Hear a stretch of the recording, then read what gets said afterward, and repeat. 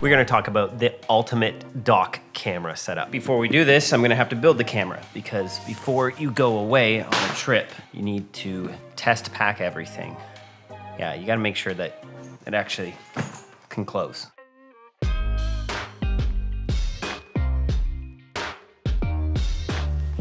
This is the best view. It's so wide.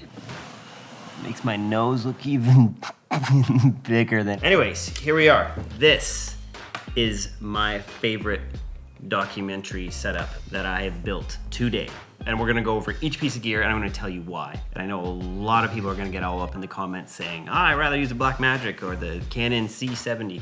Whatever camera you're using is the right one because it means you're actually making your film. Don't get caught up in the cameras, get caught up in making films. Now, you might be saying this is really expensive, and you're right. Depending on your budget, this could be out of your price range.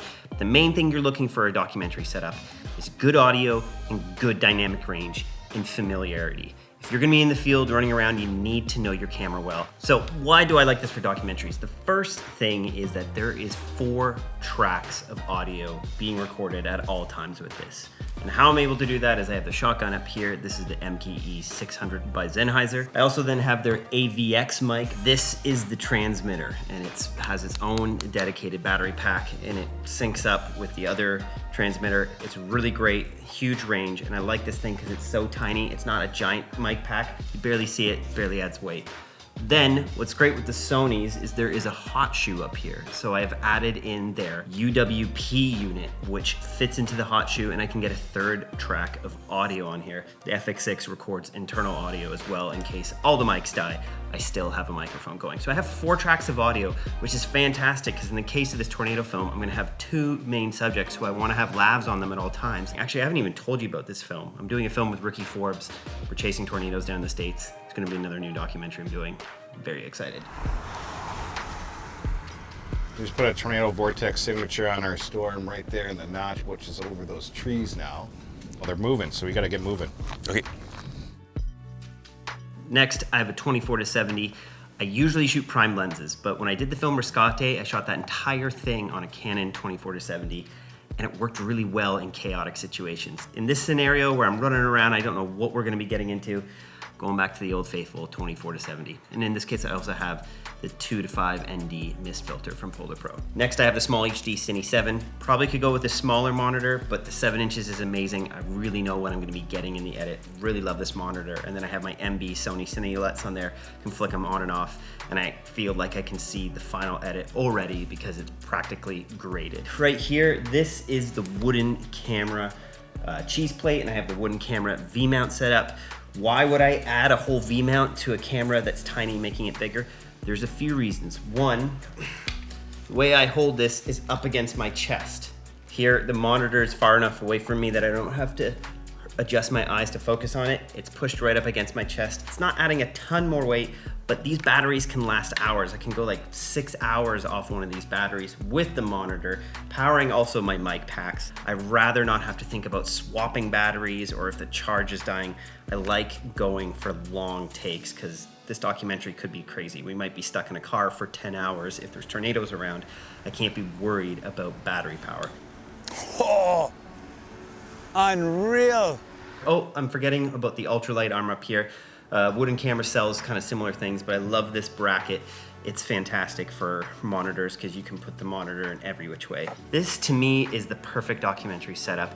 I wish I had this for so many years. When I was on the FS7 for films like Rescate, we would have to use Metabones adapter to get full frame, but now with cameras like the FX6, you're shooting full frame, 4K, true DCI 4K, not the UHD stuff, so you're not missing any pixels.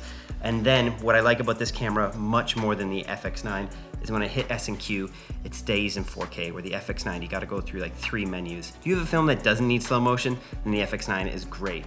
But they've improved the computations in the FX6 over the FX9. So that slow and quick button, you don't have to go through any menus to get over to 60 frames in 4K.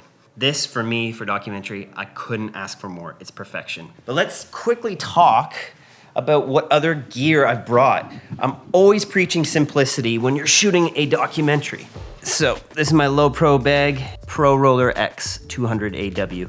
Love this thing because it's so tiny. And you can see I'm not packing much gear.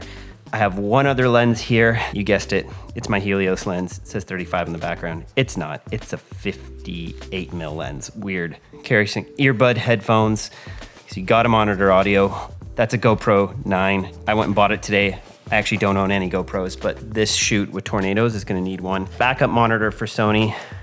I have the other V mounts, and then just a few odds and ends. Memory cards. This is called fashion tape. It's really great for when you're trying to mic people up. I have extra cables in here. Here's all my mic accessories. This is actually taking up a lot of space because good sound is just as important as good visuals.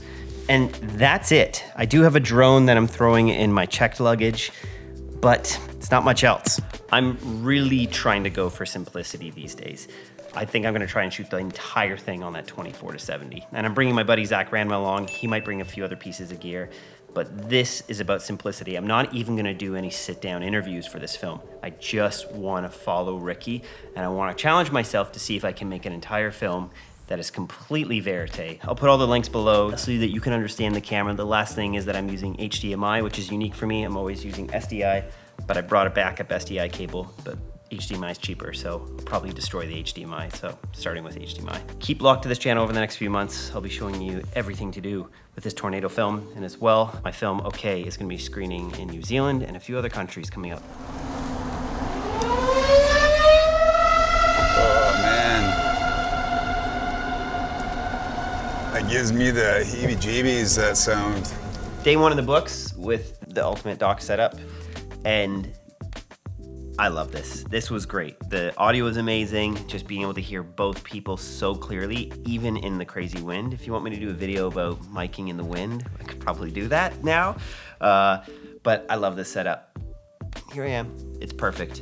I wouldn't go into a documentary with anything else, truly. We got some pretty cool stuff yesterday too. And looking forward to more storms, right, Zach? Woo, storms. All right, see you guys in the next one.